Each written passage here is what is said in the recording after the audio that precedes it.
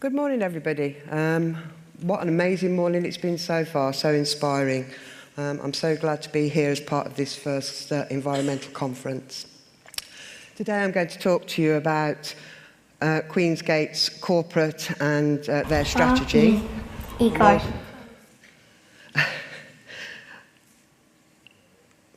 I'm also going to talk about what we call our winning formula. Thank you. I'm also going to mention some of the accreditations that Queensgate have managed to achieve, and also then down to the business benefits. Ambersons is a company that partially owns Queensgate and has a very strong corporate social responsibility and sustainability setup. As you can see, they have 5 main areas that they focus on. From there, Queensgate then takes their objectives, which are really stringent, have to buy into these. So it is a real built-up of many layers. And when we say that we have senior management buy-in, it is a collective approach all the way down. Our winning formula. Since 2006, we were recycling 14%. And we've obviously built on that, and one of our failures at that time was communication and awareness and education. We've got many stakeholders, and we wanted a way that we could, or many ways that we could actually get them to buy in with us. And one of the ways that we did that was obviously through many meetings. We had tenant meetings, we had staff meetings, we have a green group, which is a smaller group that focuses on trend and monitoring, those sorts of things. But most of all, we needed that buy-in. We're getting there, and this year we managed to achieve 67% recycling. And as mentioned earlier by one of the other speakers, by recycling that amount is obviously that we're reducing the landfill impact. There's not much left out there in Peterborough, and if we can reduce it in our way, then we're going to try hard to do so.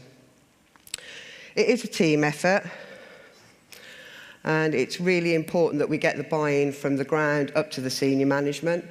This is some of the team that actually deal with the waste on in the basement areas of Queensgate, and it's them that come up with some of the expanding waste streams that we can achieve. Cardboard is our largest volume, obviously, which we're lucky enough to get quite some good rebates back on, which is good because we've obviously invested into new equipment, the forklift, as you can see there, which is important because that gives us better rebates if it's better presented. And again, in the last 5 years, we've recycled 2,240 tonnes. Now, I'm sure a lot of you out there know the sort of rebates, so you work that out. It is significant monies that we're talking about. In 2009, we had a lot of small shop fits, not like the Primark ones we've got at the moment. And we didn't know where this waste was going. We didn't have any control over this waste. And so we decided that we'd look into it as part of our duty of care. We needed to know where it was going. So we put in a skip policy. And in that short time, we've achieved over 1,000 tonnes, but 95% of the total has been recycled, which we're really pleased with, and it's obviously been well recorded. Again, I'm sure you're all aware that Queensgate has had some investment recently. Last year we did one of the car parks, which all been refurbished, and that's all got very energy efficient lighting. It all dims down to a 10% when it's not in use. So again, that's made a significant difference. We've also included that in the back of house areas. This year we're doing the second car park, and that's going to have electric vehicle charging points as well. So again, some new initiatives we're looking forward. But these are all sort of big things that businesses can do, that we've had lucky enough to have this funding. And going back to some of the schools, I mean, it's absolutely brilliant. As something as simple as the Switch Me Off campaign that we run locally has made so much difference. And going back to that energy group, obviously, those are the trends that we're looking at. And again, in sort of 5 years, 41% savings in your consumption, you do that on your own bills, and then it can be very, very worthwhile. We kept it local also with our water saving campaign. We put these stickers on, or little posters on all our sinks and hand basins, and again, by all the monitoring that we've done, had a major impact. Where do we go from here? Well, we're always looking forward. We've got Hammerson's that are up there leading us in some of it, but a lot of it's local. And we're lucky enough to be supporting the new CSR forum that's taking place, and hopefully it's private and public companies coming together, collaborating to make a difference. We find that really important.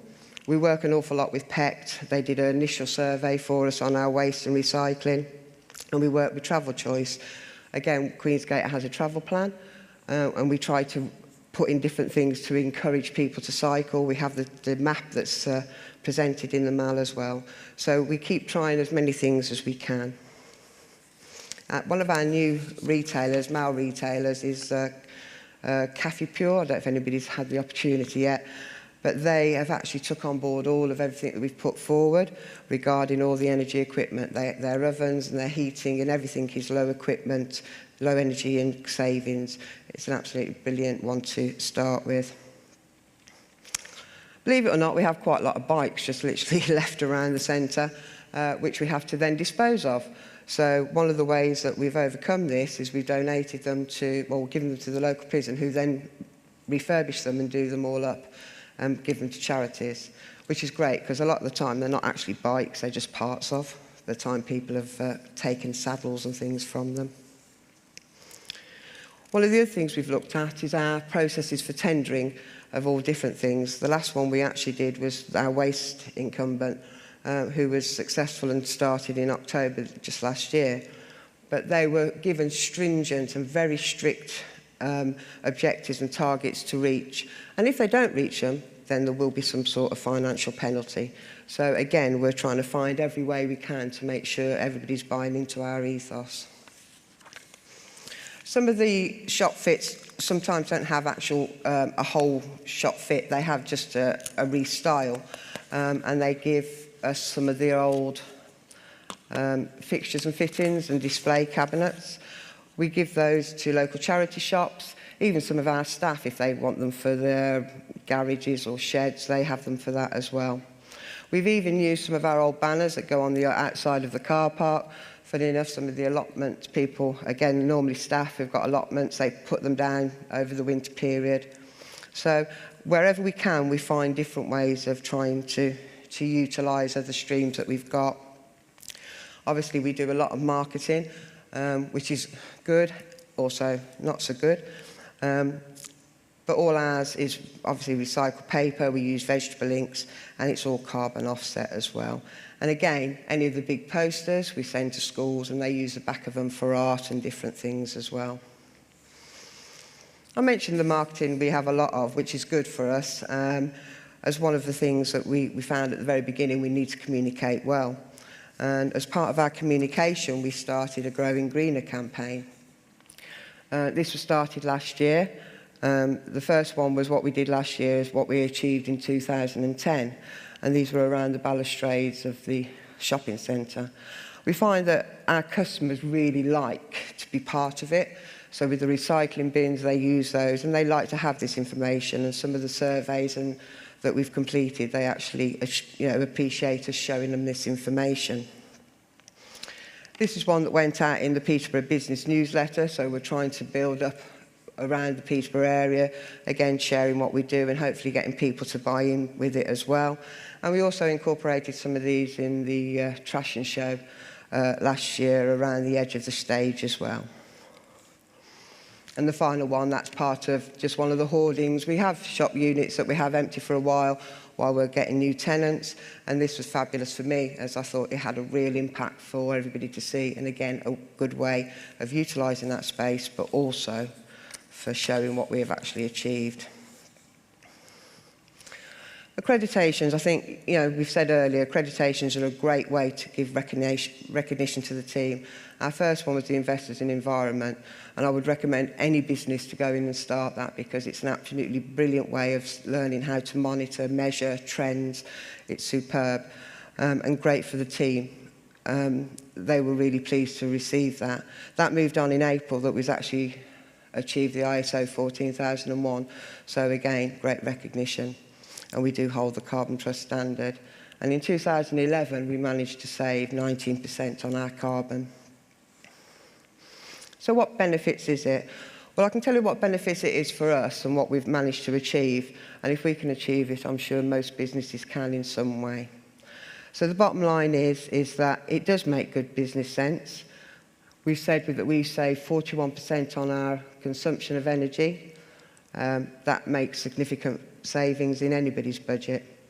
The income that we make from our rebates on recycling have covered almost 50% of our disposal costs.